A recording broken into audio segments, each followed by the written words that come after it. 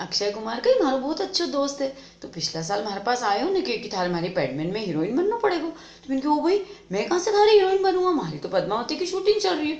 तो भाई कल्लो काटो हो गए जाते ही ने लाल भम हो गया गुस्सा से।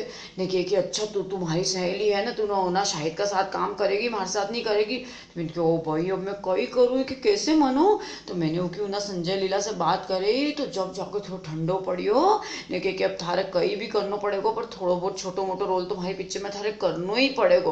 तो मैं उसकी पिक्चर में गई ने वहाँ के शादी में मैंने फूल फेंकिया ने वह छोरी के पीछे से झूला झूलाया ने फिर वो अक्षय कुमार के कि जब मैं पानी में कूदूंगा तब तो थारे घाट का घाट पे बैठना पड़ेगा, कहीं नहीं जाने दूंगा।